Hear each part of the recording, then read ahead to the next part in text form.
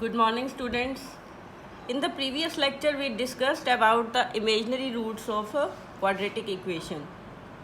And in today's lecture, we will discuss about the general complex number. Right? I told you in the last lecture, iota is equal to root minus 1. If I have to take iota square, what will be the value? Root minus 1 into root minus 1. It is minus 1. Iota cube, iota square into iota, minus 1 into iota, minus iota. And iota raised to power 4, it can be written as iota square into iota square, minus 1 into minus 1, it is plus 1. आगे तुम लोग ये देखोगे कि iota की जितनी भी powers होंगी they can be expressed in the form of these four values: iota, minus 1, minus iota, plus 1. Right? Let us take an example. If I want to take iota raised to power 27, can you write it as iota raised to power 24 plus 3? Right? Now you can separate the powers. लिख सकते हैं ऐसे. अब 24 ही क्यों लिया? Because it is a multiple of 4. क्या मैं इसको लिख सकती हूँ 4 इंटू 6? और आयोटा क्यूब की वैल्यू अभी मैंने तुम्हें बताई है, इट इज़ माइनस आयोटा. तो देखो, iota raise to power 4 is 1, 1 raise to power 6 into minus iota. तो ये क्या आ गया? 1 into minus iota means minus iota. तो आ गई. पावर क्या थी? 27, लेकिन वैल्यू क्या आई? इन्हीं 4 वैल्यूज़ में से एक वैल्यू आ गई. ठीक है. इसी तरह से हम और भी क्वेश्चंस कर सकते हैं. चाहे जितनी भी बड़ी पावर्स लो, you can express them in the form of these 4 values. Right. Now I will tell you about general complex number.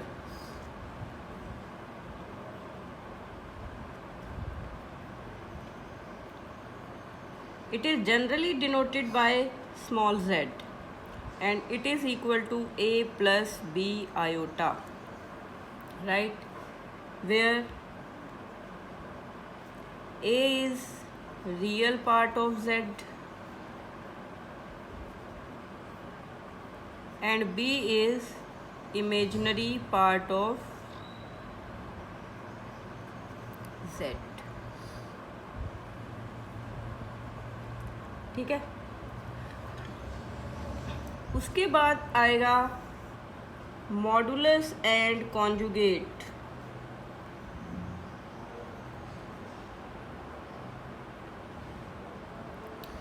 Of a complex number.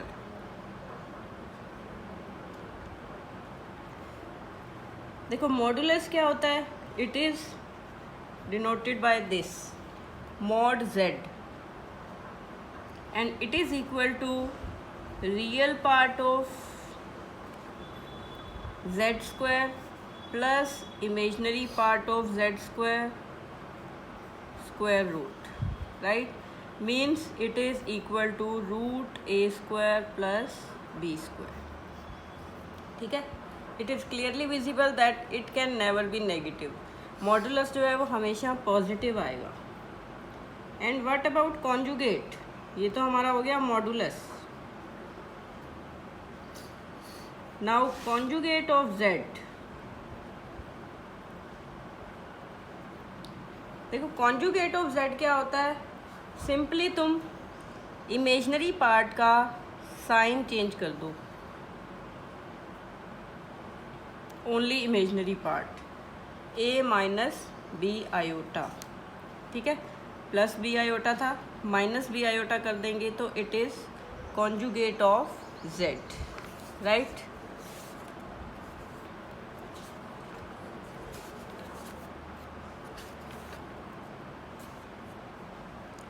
देखो, कॉन्जुगेट की कुछ प्रॉपर्टीज़ हैं. z1 इंटू z2, ये सॉरी मॉडुलस की है. z1 into mod z2, right? Then mod z1 upon z2, you can separately write the modulus, right? If I take, देखो conjugate का symbol क्या होता है, इट इज z बार। अगर मैं z1 z2 का बार लूँ तो we can write separately the conjugates, z1 bar into z2 bar, and z1 plus minus z2 bar can be written as separate conjugates, difference and sum of separate conjugates. Similarly, in division, you can divide separate conjugates, right? z1 z2 का conjugate क्या होगा, z1 conjugate upon z2 conjugate, right? Now these are the properties of modulus and conjugate. Then we will discuss about multiplicative inverse.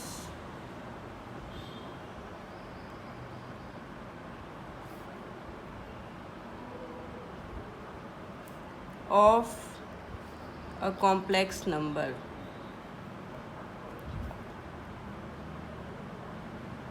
Generally क्या होता है multiplicative inverse, अगर हमारे पास 4 है तो हम कहेंगे 1/4 इज़ द मल्टीप्लिकेटिव इन्वर्स। तो similarly in complex numbers also z inverse it is represented by this, तो we can write it as 1/a + b iota, right. एक और चीज़ आप लोगों ने ध्यान देनी है कि you will never leave iota in the denominator, you will rationalize it and make the denominator free of iota. क्या आ जाएगा, a² - b² iota square, a - b iota. देखो आयोटा स्क्वायर पूरे चैप्टर में जहाँ भी दिखाई दे you will put it as -1, तो ये बन जाएगा a² + b²। अब देखो a - b iota it is conjugate of z, and a² + b² it is square of mod z, right. तो you can use directly this formula to find inverse. अगर तुम ऐसे करते हो तब भी ठीक है, अगर डायरेक्टली फॉर्मूला अप्लाई कर देते हो तब भी ठीक है, इनवर्स फाइंड करने के लिए, ठीक है। Now I will start exercise 5.1।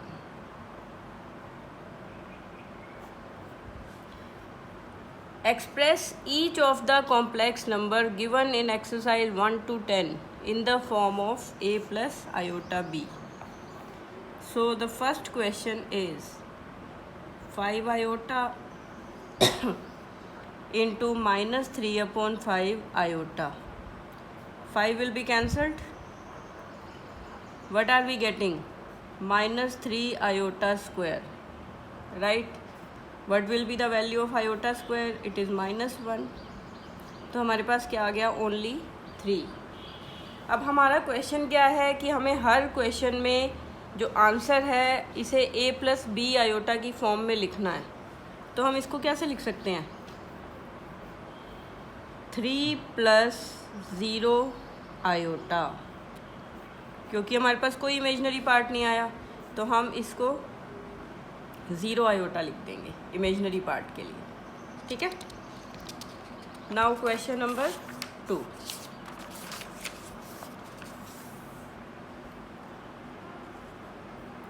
Iota raise to power 9 iota raise to power 19। देखो आयोटा रेज़ टू पावर 9 इसको हम सेपरेट करके लिख सकते हैं 8 + 1। तुम 4 के मल्टीपल्स ही ट्राई करोगे, 4 के मल्टीपल्स के कॉम्बिनेशंस की फॉर्म में। Iota raise to power 8 into iota, तो iota raise to power 4 into 2 लिख सकते हैं 8 को, इंटू आयोटा। अब आयोटा रेज टू पावर 4 की वैल्यू क्या होगी 1 स्क्वायर इंटू आयोटा, तो ये क्या आ गया ओनली आयोटा। ठीक है, ये मैंने आयोटा रेज टू पावर 9 की वैल्यू फाइंड कर दी। Now iota raise to power 19 क्या लिख सकते हैं 19 को, 4 का मल्टीपल है 16 जो इसके काफ़ी क्लोज है, तो हम 16 + 3 लिख सकते हैं। तो iota raise to power 16 into iota raise to power 3, 16 को लिख सकते हैं 4 × 4, आयोटा क्यूब की वैल्यू माइनस आयोटा, ये आ गया 1 रेज टू पावर 4, ये आया माइनस आयोटा, तो क्या बन गया माइनस आयोटा। ठीक है, अब जो हमारा गिवन एक्सप्रेशन था उसमें ये दोनों वैल्यूज़ पुट कर दो, आयोटा माइनस आयोटा, ये तो ज़ीरो आ गया। ठीक है, अब हमने आंसर लिखना है अपना a + b आयोटा की फॉर्म में, तो इसे क्या लिख देंगे 0 + 0 आयोटा। ठीक है, अगर क्वेश्चन में स्पेशली मेंशन्ड है कि a + b आयोटा की फॉर्म में लिखो तो ऐसे लिखना ज़रूरी है। Now I am doing question number 4,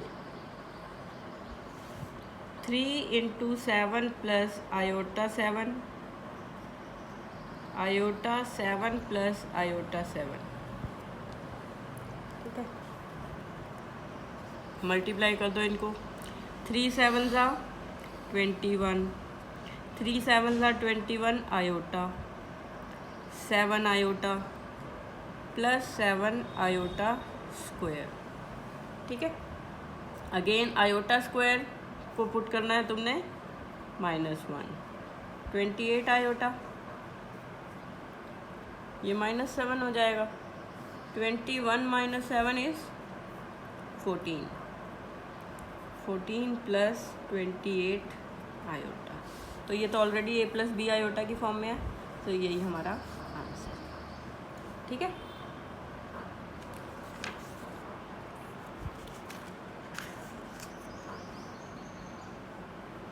इसके बाद देखो 5th 6th 7th, ये तो सिंप्लीफाई करने वाले हैं, मैं 8 क्वेश्चन करवा रही हूँ, 4th की तरह ही है 5th 6th 7th। 1 - iota raise to power 4, अब इसमें देखो कैसे सिंप्लीफाई कर सकते हैं इसे, ये लिख सकते हैं 1 - आयोटा का स्क्वायर उसका स्क्वायर, ये 4 पावर होगी। ठीक है, अब यहाँ पर इस ब्रैकेट के अंदर हम a - b होल स्क्वायर का फॉर्मूला लगा सकते हैं, 1 + आयोटा स्क्वायर -2 आयोटा, ये मैंने a - b होल स्क्वायर का फॉर्मूला लगा दिया। तो आयोटा स्क्वायर क्या होता है -1 - 2 आयोटा होल स्क्वायर, 1 से 1 कैंसिल हो जाएगा, -2 आयोटा का whole square is 4 iota square.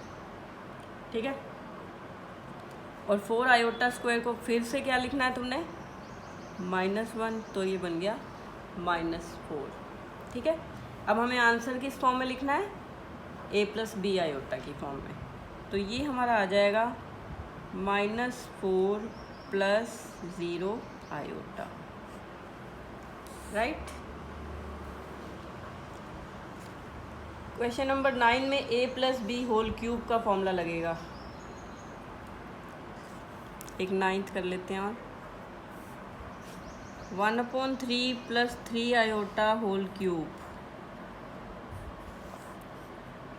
क्या फॉर्मूला होता है a + b होल क्यूब का, a³ + b³ + 3a² b + 3ab square, तो क्या आ जाएगा 1/3 + 3 iota whole cube, it is 1/3 whole cube, 3 iota whole cube, 3 1/3 square, 3 iota plus 3 1/3 into 3 iota square. Right, it is 1/27। ये क्या आएगा 27 आयोटा क्यूब। ये क्या आएगा 3 × 3 9 आयोटा इंटू 1/9, और ये 3 से 3 कैंसिल हो रहा है, तो ये आ गया 9 आयोटा स्क्वायर। ठीक है, ये 9 से 9 कैंसिल हो रहा है।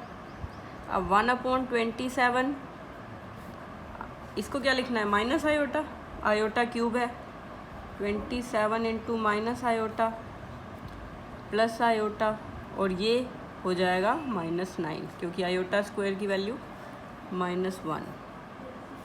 अब रियल पार्ट्स को इकट्ठे लिख लो 1/27 -9, और ये आया -27 आयोटा +1।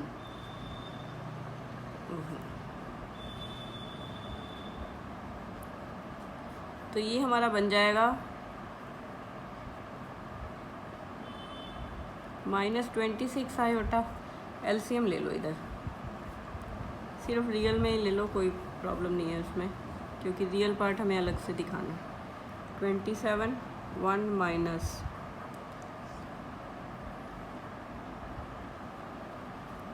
-26 आयोटा, तो ये आ गया -242/27 -26 आयोटा।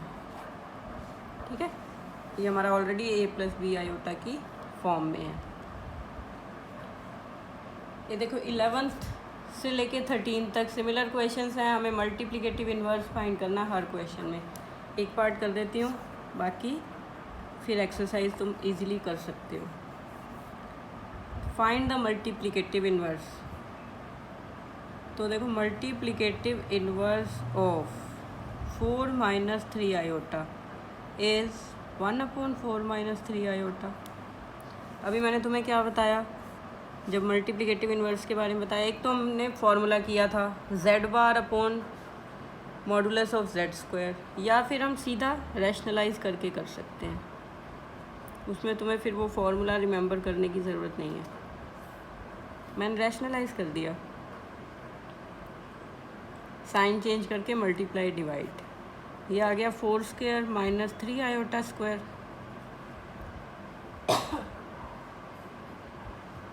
4 + 3 iota 16 - 9 iota square. ठीक है, 4 + 3 आयोटा 16, आयोटा स्क्वायर को क्या लिखना है -1, तो ये हो जाएगा +9। 4 + 3 आयोटा अपॉन 25। बस तुमने आगे क्या करना है, एक बार रियल और इमेजिनरी पार्ट्स को अलग अलग लिख के दिखा दो।